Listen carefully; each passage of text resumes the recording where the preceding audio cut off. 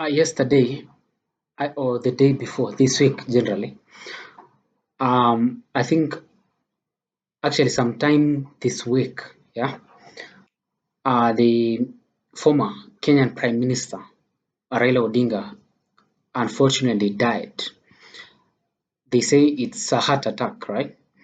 And he was receiving treatment in India and he unfortunately passed on.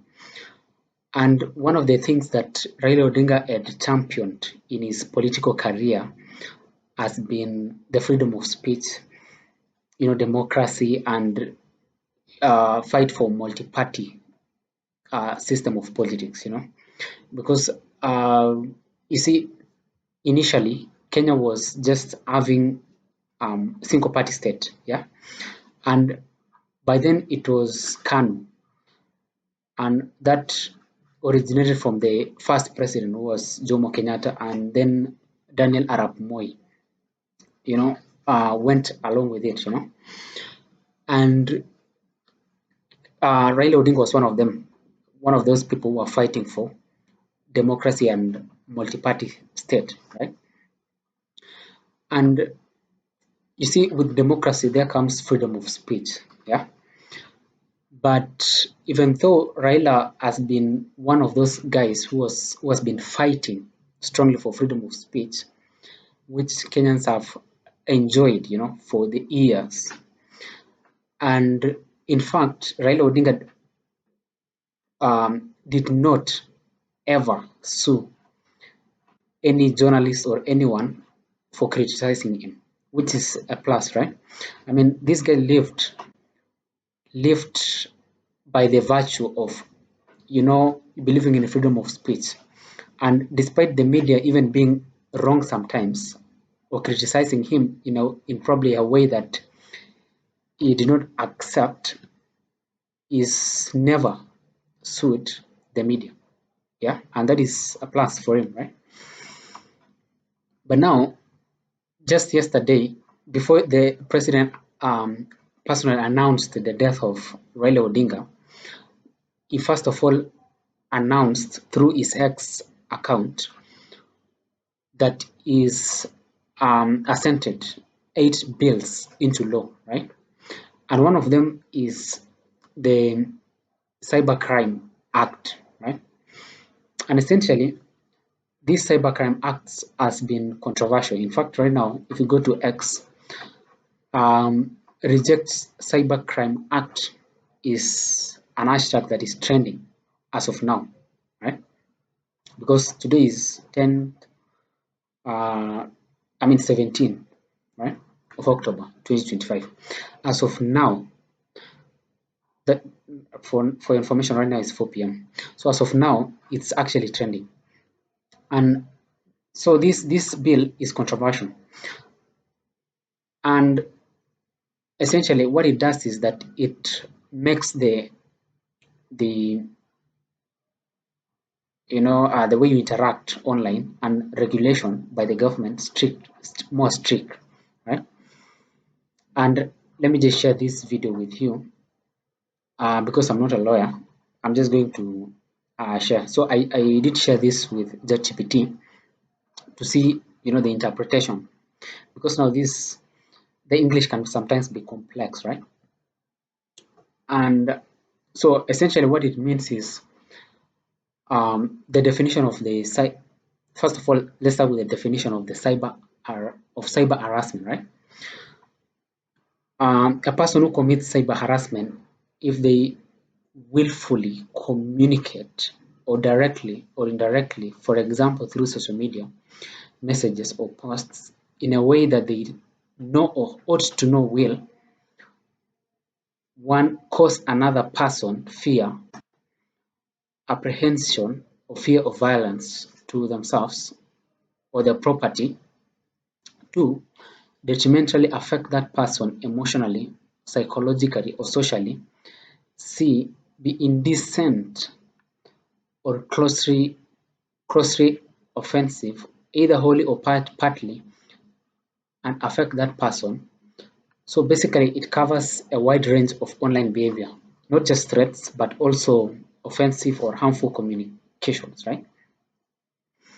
And now the punishment to this is anyone who is found guilty can face a fine not exceeding 20 million. Yeah, not exceeding. You see, that means that you could be fined 19,999,999 shillings, which is still not exceeding 20 million, right? And that's still a lot of money, especially if you're in Kenya, right? Or you could face imprisonment of up to 10 years, right? Which is a very harsh, very heavy penalty. Or you could face both, right? It shows that just shows you how serious the law treats online harassment, right? And now the court orders. The amendment allows the victim of their representative to apply to the court for an order to stop the offender from one continuing the harassment or getting others to do it on their behalf, right? The court can also issue an interim order quickly within 14 days, even outside normal working hours, right?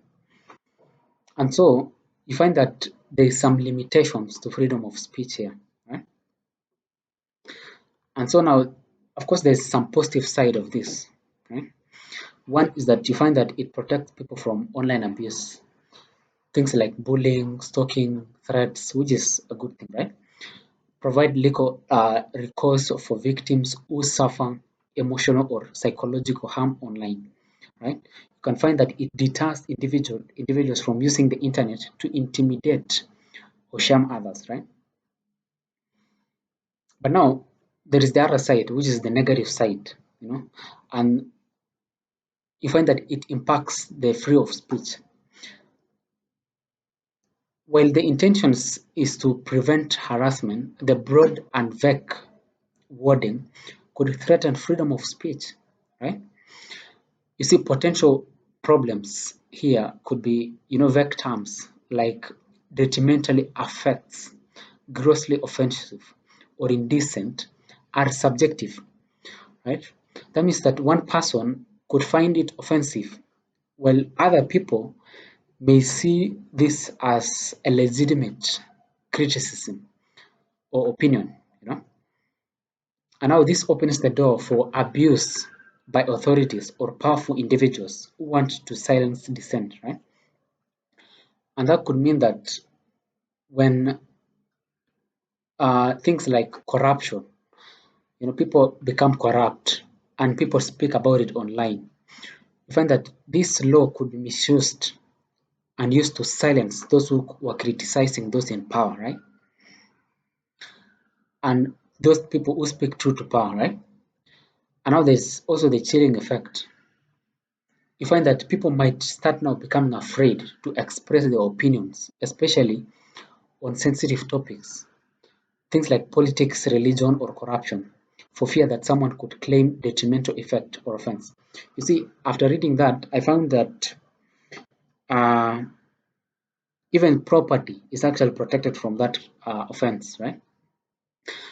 You see, someone was criticizing this and saying, someone could come and say, "Oh, my cow, my cow. I feel like my cow is being offended right now by this person from the social media, and I think like I think I should take this person to court, right?"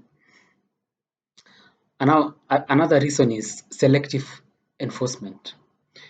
In practice, find that such laws can be used against people like journalists, bloggers, or activists who criticize the government or powerful figures online, right?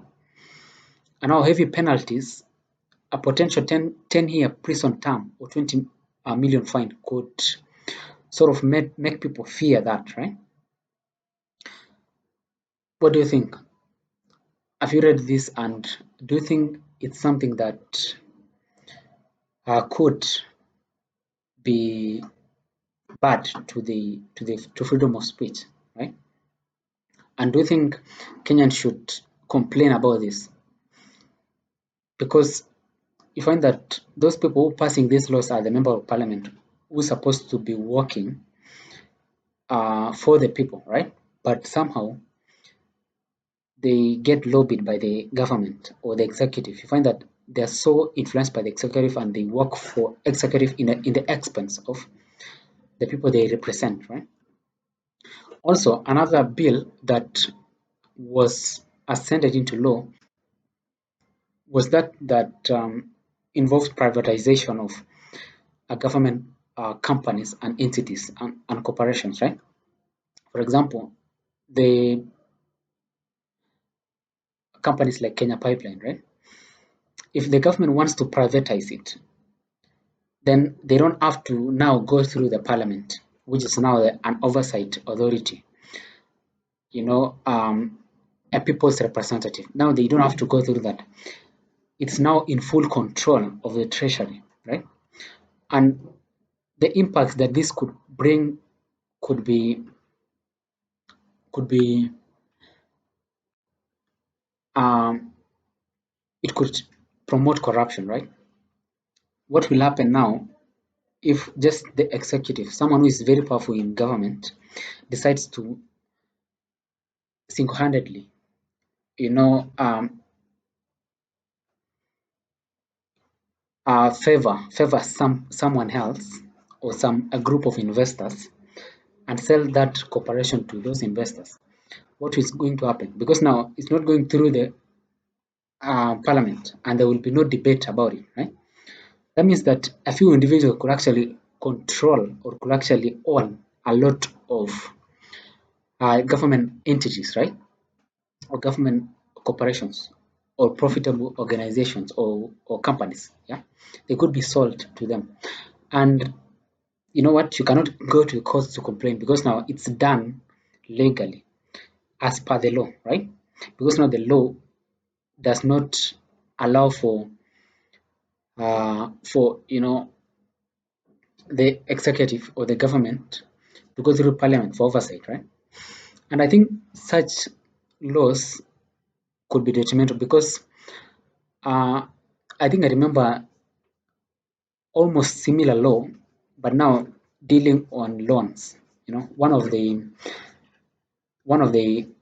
citizens was one of Kenyan citizens was speaking of the fact that Uhuru government made took away the law that was saying that when government borrows money from abroad or lenders abroad, that the money must first of all come to treasury and must be attached to a project, right?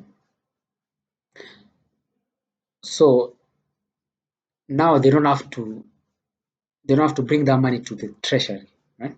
They could create an offshore accounts and deposit that money there instead of um, involving the treasury, right? And now what that brings is a lot of people could just the executive could borrow money and probably bank it abroad without oversight of probably the parliament or the money coming to treasury. What do you think? Do you think it's bad? Do you think this law is bad or good? Leave your thoughts in the comment section. Of course, I'll be happy to go through them. And of course, leave a like if you like the video, and see you in the next one. Bye.